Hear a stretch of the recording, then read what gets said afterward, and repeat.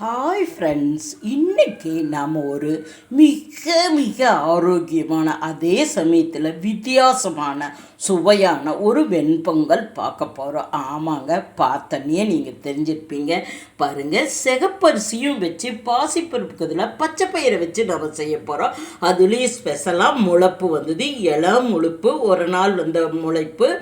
ஒரு டம்ளர் நான் அரிசி ஓவர் நைட் ஊற வச்சிருக்கிறேன். இது அப்படி தான் ஒரு 5 மணி நேரம் ஊற வச்சு ஒரு ஓவர் நைட் வச்சு வந்தது இந்த முளைப்பு.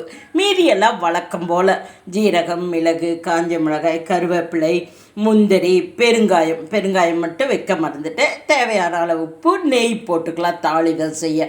அவ்வளோதாங்க. இது இப்போது நான் 1 டம்ளர் ஊற வச்சுருக்கிறேன். இதில் 3/4 டம்ளர் பாசிப்பருப்பு எடுத்துருக்கிறேன்.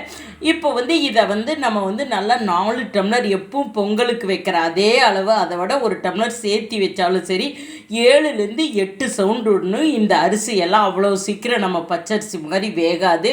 6, 7 இல்லை 8 சவுண்டு விட்டால் கூட பரவாயில்ல. இப்போ இதுக்கு நான் 1 டம்ளருக்கு வழக்கமாக நம்ம வெண்பொங்கலுக்கு 4 டம்ளர் ஊற்றுவோம். இதுக்கு 1 டம்ளர் சேர்த்து 5 டம்ளர்லேயே வச்சிடலாம்.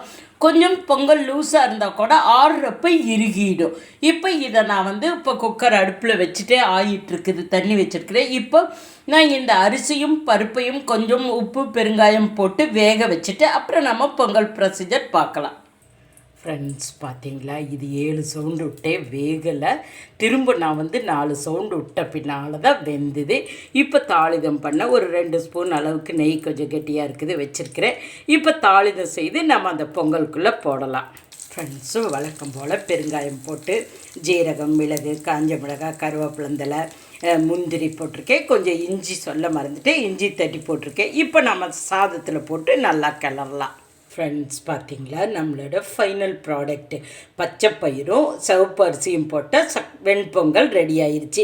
இதே மாற்றி சர்க்கரை பொங்கலும் செய்யலாம். உங்களுக்கு இனிப்பு வேணும்னு நினைக்கிற இடத்துல சர்க்கரை பொங்கல் நல்லா குண்டு வெல்லமோ நாட்டு சர்க்கரையோ போட்டு செய்யலாம். இப்போ இதை டிஸ்பிளே பண்ணிவிட்டு நம்ம பெனிஃபிட்ஸ் பார்க்கலாம்.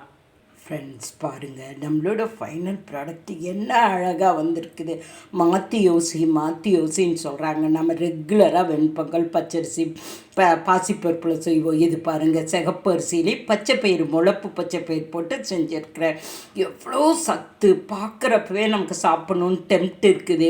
டாக்டர்ஸ் எல்லாம் சிறுதானியம் அதிகம் சேர்த்திக்கணும்னு சொல்கிறாங்க. நம்ம வெள்ளை அரிசியை விட இந்த மாதிரி சிகப்பரிசி, மாப்பிள்ளை சம்பா, கருப்பரிசி, மட்டா ரைஸ் இதெல்லாம் சேர்த்துக்கணும்னு சொல்கிறாங்க. நிறைய ஒரு நேரம் ஏதோ ஒரு விதத்தில் நம்ம இது போல் கொஞ்சம் நம்ம இந்த அரிசியில் கார்பு கம்மியாக இருக்கனால சுவை கொஞ்சம் கம்மியாக இருக்க மாதிரி இருக்குது. அப்போது நம்ம டேஸ்ட்டுக்கு இதை மாற்றி செஞ்சு சாப்பிட்றப்ப நம்ம அதை விரும்பி சாப்பிட்ற அளவுக்கு வருது.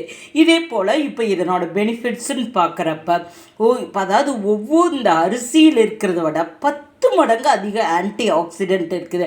ஆன்டி ஆக்சிடென்ட் இருந்தாவே போது கேன்சருக்கு நல்லது, ஹார்ட்டுக்கு நல்லது, சர்க்கரைக்காரருக்கு நல்லது. அதே எவ்வளோ பெரிய விஷயம் நீங்கள் நினச்சி பாருங்கள்.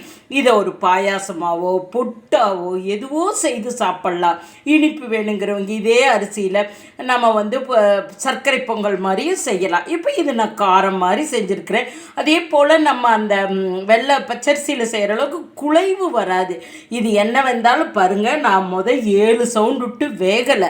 திரும்ப 1 டம்ளர் தண்ணி ஊற்றி திரும்ப 5 சவுண்டு விட்டு 12 சவுண்டு விட்டு தான் இந்த அளவுக்கு வந்திருக்குது. இதில் ஒரே டிஸ்அட்வான்டேஜ் வேக்காடு அதிகம் எடுத்துக்கிறோங்க தான். அதை தவிர மற்றபடி இதில் calcium, iron, folic, B vitamins, ரிச்சாக ஃபைபர் இருக்குது. உங்களுக்கு தெரியும், ஃபைபர் இருந்தால், அதாவது ஆன்டி ஆக்சிடென்ட்னா ஃபைபர் இருந்தால் ஹார்ட் ப்ராப்ளத்துக்கு நல்லது, ஜீரணத்துக்கு நல்லது, சர்க்கரைக்காரருக்கு நல்லது, கான்ஸ்டிபேஷனுக்கு நல்லது. அதே போல் ஆந்தோசைனின், அந்த ஆந்தோசைனின்ங்கிறது இருந்தால் தான் இந்த நிறமே கொடுக்கும். ஆந்தோசைனின் இருந்தாவே கேன்சர் செல்ஸை அடிக்கக்கூடிய இயற்கையான நேச்சர் அதில் இருக்குது.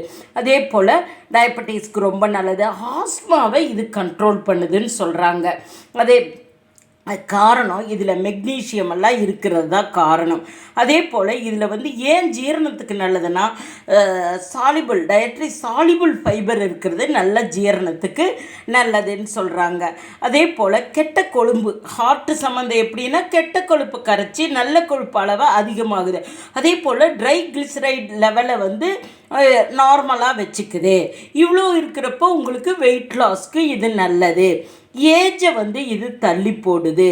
அதே போல் பெண்களுக்கு இந்த பிசிஓன் குழந்தையின்மை தன்மை இருக்கிறவங்க இது ரெகுலராக எடுத்துக்கிறப்ப அந்த குழந்தையின்மை தன்மை தள்ளி போடுதுன்னு சொல்கிறாங்க.